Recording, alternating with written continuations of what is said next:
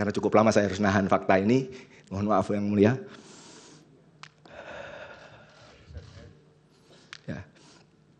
Nah, dan itu yang menyebabkan juga kayaknya saya merasa bahwa saya nggak kebayang dari Pak Hasim nih. Pakai kupingnya panas gitu ya, sampai ya udahlah dimatiin datanya. Habis itu banyak masyarakat sipil yang menyatakan bahwa, loh kok datanya dihapus sih? Ya, tapi kan pertanyaan berikutnya, kalau datanya salah, dan itu tebakan saya, ini sorry ya, saya bukan ahli tapi sok taunya saya, kenapa itu termasuk informasi yang dikecualikan? Karena KPU tidak pede dengan kualitas data C hasilnya. Terima kasih yang mulia. Baik, saya mohon maaf kalau mungkin ada yang tertinggal, nanti bisa kalau diizinkan bisa yang bersangkutan untuk menanyakan kembali.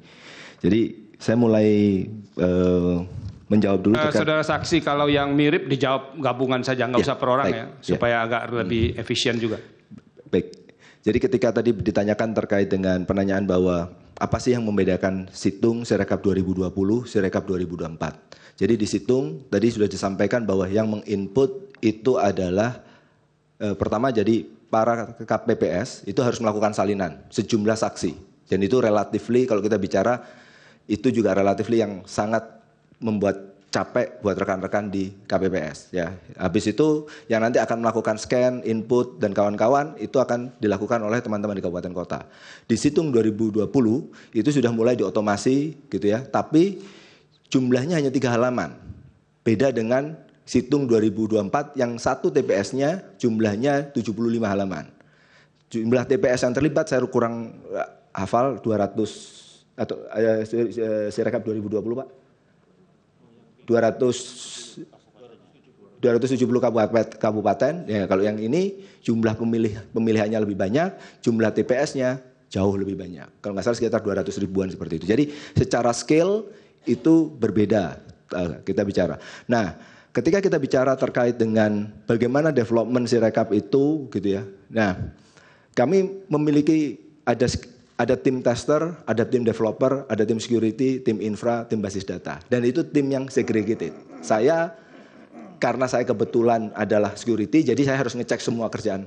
Makanya kayaknya itu sebabnya saya yang harus datang ke sini untuk menjawab pertanyaan di majelis ini.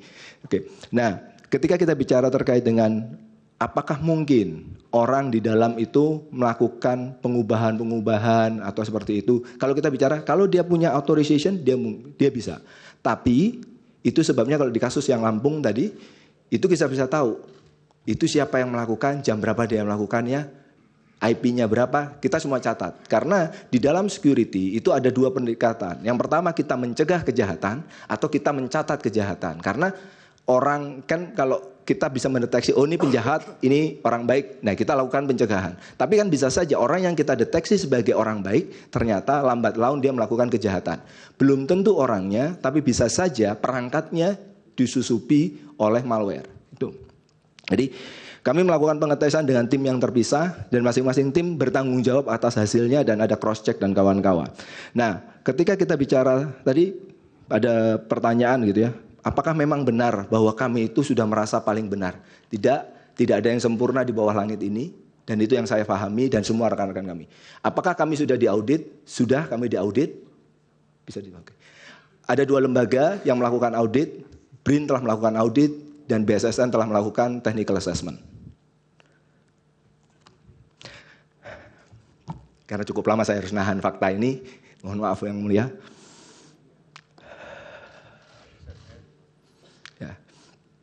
Nah, jadi kami sudah diaudit, gitu ya. Terima kasih dukungan dari para lembaga negara tersebut, gitu ya, mendukung kami untuk menjadi lebih baik seperti saat ini. Walaupun tadi ada banyak kekurangan dan kawan-kawan, ya saya ambil pekerjaan ini, saya mau turun dari kampus, ya karena saya pengen belajar, pengen zakat ilmu, gitu ya. Kalau dosen nggak terlalu banyak duitnya, makanya zakatnya lewat ilmu, bismillah. Nah, ketika kita bicara terkait dengan pada hari H diunggah pertama kali gitu ya. Lalu sistem itu bagaimana sih melakukan pengecekan? Tadi sudah disampaikan, kami akan mendandai data-data yang kita anggap, saya menyebutnya fishy atau aneh secara anomali. Tapi kita tetap terima. Kita tetap terima karena yaitu tadi ada statement yang sudah menyatakan bahwa tadi di salah satu screenshot itu ada juga menyatakan bahwa ini data ini sudah benar. Jadi itu statement KPPS, ya sudah kita ambil statement itu. Nah, kami punya pengecekan secara rutin, tapi kita tidak mengaktifkan pada saat pertama untuk take down. Jadi, nah setelah saya lupa hari kedua atau malam hari ya Pak ya, yang kita akhirnya kayaknya kita Pak Hasim dan jajarannya memutuskan ya udah kita pakai automated take down. Jadi kalau sudah lewat angkanya kita nggak langsung publish. Jadi suara yang dari KPPS itu nggak langsung automated publish. Kita lihat dulu teman-teman kabupaten kota harus melakukan verifikasi apakah memang benar angkanya segitu, karena kita menyebutnya angkanya angka ekstrim. Itu yang kita lakukan. Tapi fitur itu tidak kita enable dari awal. Karena apa? Karena ya kita awalnya sudah punya husnuzon menyatakan bahwa lah itu kalau statementnya dari teman-teman KPPS ya begitulah kejadian yang mutlak terjadi di lapangan. Ya, kalau kita punya delegation, kita harus memberikan authority, kita harus memberikan trust di situ. Tapi ketika kita lihat perkembangan seperti itu, ya terpaksa switch itu kita aktifkan. Baru teman-teman itu mulai bekerja. Nah, lalu ketika kita bicara terkait dengan Sirekap ditutup dan kawan-kawan, sebenarnya tadi Sirekap itu Bapak Ibu sekalian yang biasa digunakan oleh rekan-rekan, itu kami sendiri tidak pernah menyebut itu adalah Sirekap. Tapi itu info publik. Pemilu 2014 itu adalah info publik. Sirekap 2024 itu adalah info publik, mohon maaf. Sirekap seperti websitenya mungkin sirekap-web.kpu.go.id, itulah tempat orang nyetor data, memperbaiki data dan kawan-kawan. Nah itu yang sebenarnya tidak pernah tutup sampai sekarang juga. Teman untuk keterbukaan informasi publik, teman-teman di daerah masih berusaha mengumpulkan hasil yang masih belum ada gambarnya dia nih, sekaligus juga melengkapi kayaknya form rekapitulasi ya Pak ya, hasil rekapitulasi. Jadi kita punya mekanisme itu. Nah, kalau kita bicara kenapa kok sempat dihentikan proses update ke dalam info publik atau pemilu 2014 atau kalau masyarakat menyebutnya adalah Sirekap gitu ya. Nah, pada waktu itu adalah karena kita tidak yakin gitu ya, karena kita tidak yakin bahwa ini data yang sudah kita terima benar atau enggak. Ya sudah, yang sudah masuk kita bereskan, yang sedang dalam antrian ya jangan keluar dulu, nanti keluar kotor disalahkan lagi, repot lagi kita nggak pernah tahu mana air bersih mana air kotor. Jadi itu dugaan saya, karena ya saya tergantung dari arahan dari Yanu, tapi itu setelah kita berdiskusi seperti itu kebatinan yang saya tangkap adalah oke, karena tidak yakin dengan data yang baru ini malah jangan-jangan bikin blunder, stop dulu, yang sudah keluar kita bersihkan, yang baru masuk kita sembari filter itu pelan-pelan. Jadi itu yang kami pahami. Nah, terkait dengan perbaikan tadi banyak sekali menyatakan bahwa mohon maaf buat pemohon yang menyatakan bahwa menganggap saya dengan saksi secara personal saya mengenal gitu ya. Saya tidak menganggap bahwa yang bersangkutan adalah bilang sesuatu yang salah, tapi saya hanya mengomentari satu kasus. Tentang dugaan penggelembungan, saya nggak bicara tentang puluhan juta. Saya bilang kemarin sempat menyebut sebuah TPS ketika kami cek datanya bahwa ternyata angka itu diubah karena begini. Untuk yang tuduhan yang lain bagaimana? Saya tidak bisa tahu karena kalau ada data TPS-nya, kalau TPS ini, kita bisa lihat dan kita bisa cross check D-nya bagaimana, C-nya bagaimana. Oke, yang saya sebutkan hanya satu TPS saja. Jadi dan itu tidak bisa diambil mengatakan bahwa saya lebih benar dari yang bersangkutan, tidak. Sama sekali, bismillah moga-moga tidak. Oke. Nah, ketika kita bicara terkait dengan bahwa ada banyak sekali perubahan gitu ya. Tadi mungkin dari penasihat hukum di pemohon menyatakan sampai 763. Saya tidak bisa mengkonfirmasi itu karena saya nggak punya laptop. Dan saya juga butuh data bahwa itu TPS berapa supaya kami bisa konfirmasi. Tapi angka 763 itu luar biasa besar sebenarnya. Jadi kami kalau memang itu ada data TPS-nya bisa disampaikan ke KPU untuk kita lakukan investigasi bersama-sama. Nah, selanjutnya ada beberapa pertanyaan yang kita lanjutkan bahwa ada saksi yang menjelaskan bahwa di KPPS Depok itu bahwa webnya dia tidak bisa dia kontrol. Nah, saya tidak yakin yang bersangkutan menceritakan dengan tepat ya, karena KPPS tidak punya akses ke web, dia punya aksesnya ke mobile. Jadi saya tidak tahu web yang mana yang bersangkutan maksudkan, gitu ya. Terus terkait dengan pertanyaan tentang DPT 204 juta, itu bukan kapasitas saya untuk menjawab karena saya tidak mengerjakan terkait. Jadi Sirekap itu tidak ada data pribadi kecuali data user saja, gitu ya. DPT itu adalah sistem yang berbeda, adalah SIDALIH dan itu tidak dikerjakan oleh Institut Teknologi Bandung. Berikutnya mobile apps ya, tadi disampaikan bahwa kan beda-beda. Apakah itu bukan bentuk pembiaran? Nanti bagaimana kalau ada TPS yang akhirnya nggak punya KPPS foto kamera, lalu yang moto adalah sampai di PPK. Nah, itu sebabnya kita agak menurunkan bahwa boleh satu handphone itu dipakai oleh 2 orang. Tapi kita catat, jadi setiap kali mereka login dan melakukan handshaking, mereka itu akan membangkitkan sebuah penanda kunci privat yang berbeda. Jadi kalau saya login di handphone ini, oke. Selanjutnya saya TPS 1, lalu berikutnya adalah Pak Hasyim, TPS 2, maka kunci private saya berbeda dengan kunci private-nya Pak Hasyim. Izin majelis mumpung topik ini supaya dijelaskan mulai dari misalkan katakanlah ya kategori handphonenya, lalu misalkan siapa penggunanya mengidentifikasinya pakai nomor handphone atau pakai email atau pakai apa. Ya. Jadi setiap pengguna itu akan diberikan activation link yang berbeda-beda. Lalu dia akan men-setup login dan passwordnya. Nah, tadi ada beberapa kendala ketika kita uji coba nasional dan bukan BIMTEK ya. Benar-benar pada waktu uji coba nasional, di yang pertama kita sadar bahwa ada beberapa TPS itu yang co-location. Jadi di tempat yang sama, tapi yang punya handphone cuma 2 orang dari 14 KPPS ya, 7 sama 7. Ya sudah, kalau gitu mereka team force, artinya apa? Walaupun ada 2 KPPS, tapi pakai 2 handphone. Nah itulah yang kita turunkan istilahnya, kita membolehkan ada 1 handphone dipakai oleh 2 orang. Tapi dalam satu waktu itu hanya 1 yang aktif dan setiap kali pindah user akan ada pembangkitan kunci yang berbeda sehingga kita bisa tahu pada waktu digital signature ini file dari mana. Karena kan kalau kita lihat fingerprint dari mobile device-nya kan akan sama ya. Maka benar-benar digital signature-nya harus kita bangkitkan berkali-kali. Itu teknisnya itu yang kami lakukan. Dan itu juga salah satu bentuk buat kita membuat menjadi lebih mudah untuk diterima oleh masyarakat. Terkait dengan ancaman bahwa, loh kalau yang ngefoto adalah PPK, bagaimana? Mungkin saya bisa nanya, kalau situng, kalau belum ada situng, apakah ada foto itu? Itu kan yang jadi aneh. Terkadang teman-teman itu menyatakan bahwa Sirekap itu ditutup. Tapi gambar masih ada. Sirekap mati, gambarnya nambah. Sirekap salah, apa buktinya? Ini gambarnya. Loh, bukannya gambar itu adalah Sirekap. Loh, tapi datanya beda. Loh, ya oke, kita perbaiki. Jadi ada data, ada gambar, ada chart, itu adalah data yang ada di Sirekap.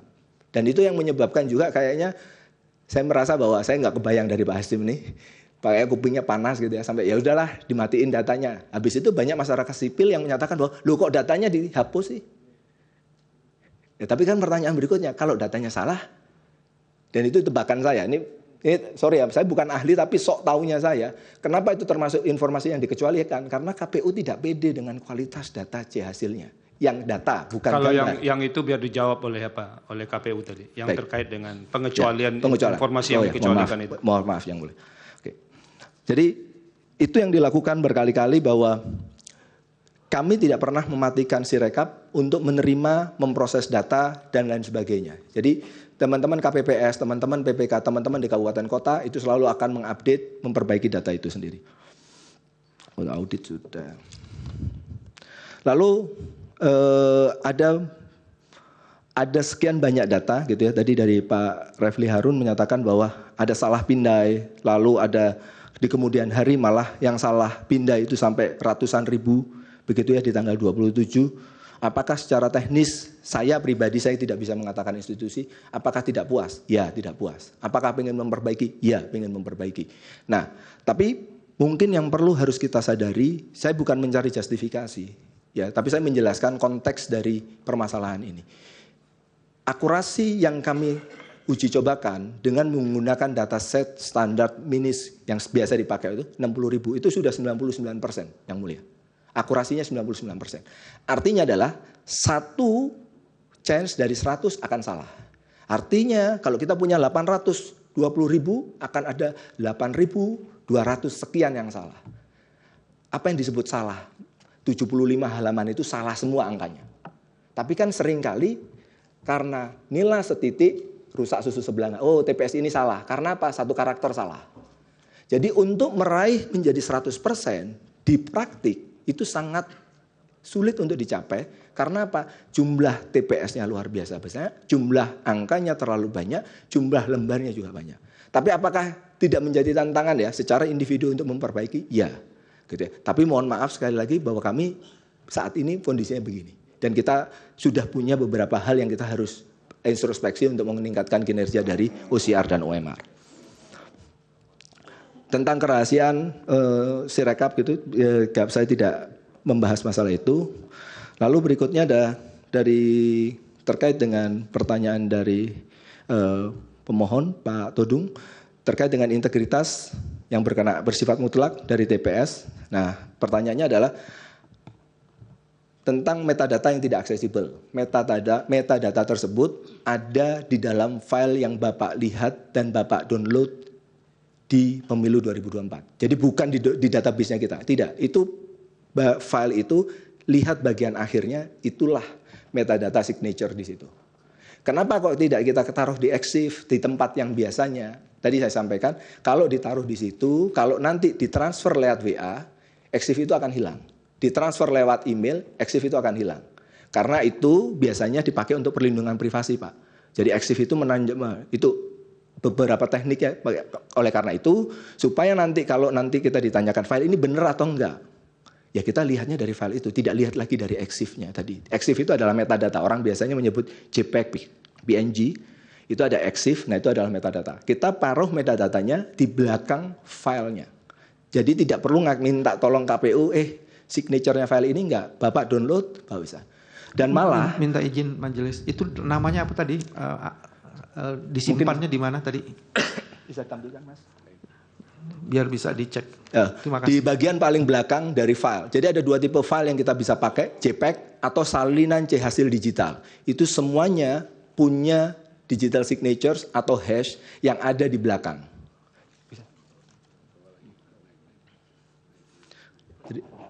Sama satu lagi majelis, tadi dikatakan sudah ada audit. Bisakah ditampilkan audit itu sebagai alat bukti untuk kita bisa cek? Terima kasih majelis. Itu audit dari dua institusi, nanti kalau apanya nanti disampaikan ke kita ya. Oke, silakan. Nah ini apa yang dijelaskan dari sini, silakan. Jadi kalau kita lihat filenya itu ada di sebelah kiri. Nah, bagian yang kita highlight mungkin di zoom sedikit, Mas, yang kanannya aja. Bagian sebelah kanan yang biru, kanan lagi, itu bentuk binary-nya. Kalau kita encode menjadi tekstual, itu adalah sini. Nah, itu adalah bagian digital signature-nya. Dan ini menempel. Rekan-rekan yang biasa melakukan file forensik, menggunakan PKCS 12, digital signature, mereka sudah paham bagaimana melakukan verifikasi ini. Untuk tipe yang kedua, menggunakan SAA, juga suatu yang terkait. Semuanya menempel di situ, Pak Todung, bukan diakses. Dan itu bentuk transparansi kami, gitu ya. Ya supaya kalau ada file palsu juga KPU juga dikasih tahu, TPS ini palsu loh ya. Oh oke, thank you. Kita akan coba telusuri sama-sama untuk memperbaiki kualitas dari data yang diambil oleh Sirekap. Penjelasan dari saksi fakta kami dan ahli kami kemarin, bukan saya. Oh ya, mohon maaf ya. Saksi, mohon maaf. Lalu berikutnya terkait dengan tadi yang TPS 763, kita butuh datanya supaya kita bicara angkanya biar kita bisa telusuri itu adalah TPS yang berapa. Lalu berikutnya adalah ketika kita bicara terkait dengan suara total sah sama dengan jumlah dari semua suara paslon, ya kalau datanya benar, data kualitinya benar, maka itu yang akan terjadi. Nah, tetapi yang terjadi adalah kalau kita bicara di Sirekap itu, kalau kita bicara menu di pemilu 2024 itu ada dua menu, ada tungsura. Nah, itu tungsura itu memang data kualitinya harus tadi ya, kalau menurut Prof. Marsudi adalah harusnya di feedback balik setelah hasil pemilu itu sudah final. Untuk dikoreksi lagi yang benar angkanya berapa. Nah, sehingga kita nggak bisa menggunakan rumus itu sebagai cek sum untuk ngecek bahwa benar nggak sih juara total sah sama perolehan suara para paslon itu sama nggak bisa. Di tungsura, di form C. Karena datanya saya pernah lihat ada beberapa satu gitu ya, mungkin kasusnya pilek 1 gitu, total di bawah 5 gitu. Saya bilang ini gimana sih 1 tambah 1 kok jadi 5. Tapi karena kita bilang itu adalah kebenaran mutlak, Sirekap nggak bisa bilang ini jadinya 2 ya. Kita cuma bilang, 5 ini salah lu ya. Kita kasih merah-merah tadi, kalau di gambar yang tadi kita kasih merah-merah. Nah tapi merah itu mau dilanggar ya seperti halnya lampu merah kan. Ini kamu harusnya berhenti. Kalau dia ngelanggar gimana? Ya udah, jalan aja kamu gitu. Itu yang kita lakukan, Pak. Jadi kalau Bapak dan Ibu sekalian pengen melakukan pengecekan suara total sah sama dengan suara seluruh paslon gitu ya, itu silahkan dicek di rekapitulasi. Itu harusnya tadi angkanya 100 sekian juta, itu kiri dan kanan sama. Itu, tadi saya minta tolong cek teman-teman. Soal server yang disimpan di luar negeri tadi? Oke, server yang disimpan di luar negeri tidak benar. Apakah ada informasi? Jadi gini,